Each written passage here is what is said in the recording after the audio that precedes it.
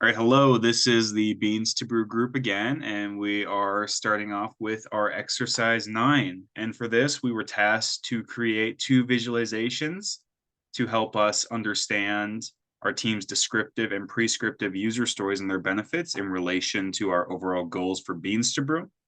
And within these visualizations, we've also added some dynamic features. Specifically on the first page here, we have an animation. On the second and third page, we have drop controls for easier navigation. And then we're going to go through each of these one by one, discussing what exactly it's looking at, what we're trying to show. Then we're going to come back to the beginning and talk about how these graphs are important when attempting to understand how they can assist Beans to Brew. So this first one is a bar chart with an integrated hierarchy.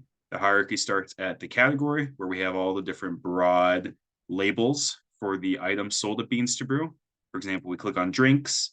It breaks it down into the items such as hot coffee, iced coffee, hot cocoa, etc. And then we can break down hot coffee even further to the different size range to see how much sales Beans to Brew accrues for each. So we can see, for example, overall, there is the highest net sales for a medium hot coffee. And additionally, on top of that, we've added an animation here to go through the different date ranges within 2022 so that we can examine when certain items or categories peaked, where others didn't, and then potentially decide what to keep and what to remove. The next graph we have here are two gauge plots, and these are labeled by category once again, which is that broad title. And we have two, one breaking down net sales and the other breaking down quantity of items sold. And the dynamic feature we've added here is a drop-down menu where we can essentially easily click what we are interested in looking at. So we can go ahead and click on drinks, and it breaks it down to these two easy to digest graphs. And same if we want to do pastry, voila. And then the final graph here is once again two gauge graphs, but this one's broken down by item instead of category. So it's that secondary tier in the hierarchy essentially. And it shows us the same information, item by net sales and item by quantity sold. And the dropdown is especially important for this one because the item category in our data has 57 individualized values. Some of them are overlapping, as we can see here, chocolate croissant, chocolate croissant.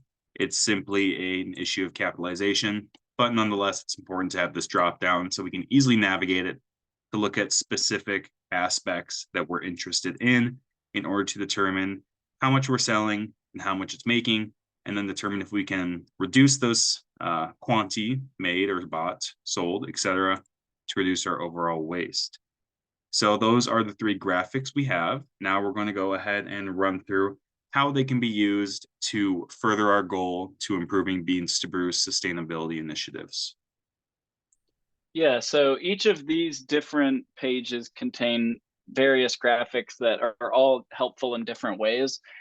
This first graphic is going to be really helpful because it gives a breakdown of which items are sold the most, and then you can zoom in even further to determine which subcategories are being sold the most as well.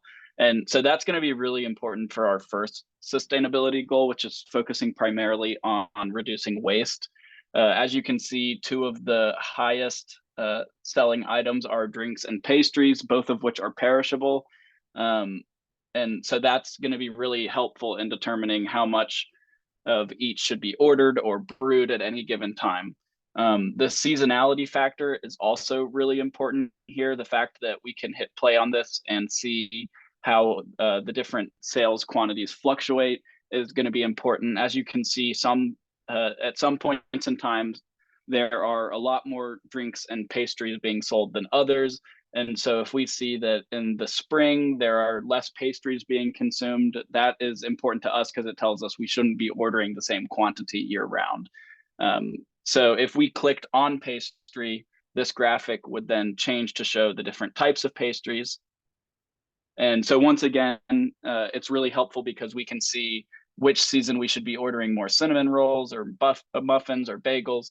And that's going to be really helpful because, as I said earlier, all of these things are perishable. And if we just were ordering fixed amounts of each of these pastries, as you can see, demand changes. And so we would likely be either left with excess pastries, which would be in the form of waste, which is what we're trying to reduce, or on the other side, we might have a shortage and therefore not be able to make customers satisfied. So on both ends, it's really important to understand how much any item is being sold at any given time. And this graphic does a great job of illustrating that information for us.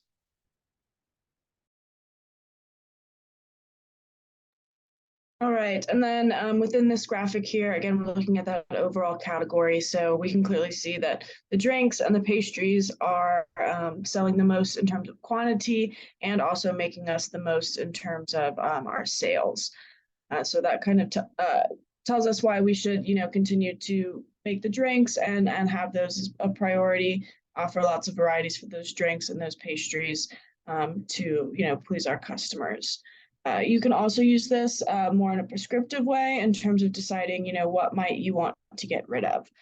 So, we can see that, for example, that air pot, while there's not very many of those that are made or ordered, those do have a larger net sales, like that margin. So that's something that we still might want to keep versus, some of these other snacks, are not being ordered very often and aren't making us very much money. So like the snacks or those spreads might be something to eliminate in order to reduce our waste and please our customers without spending additional money. And lastly, returning to our differing viewpoints for input and the local supplier view, this data on our third page here breaks down exactly, suggesting that I'm a local bagel supplier.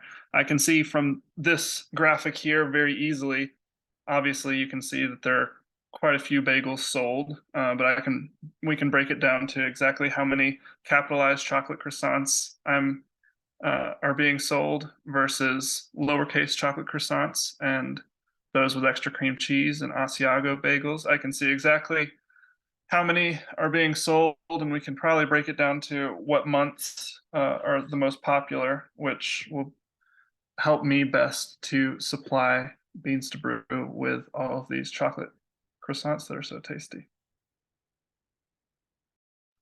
And we thank you for checking out our data visualizations that we made.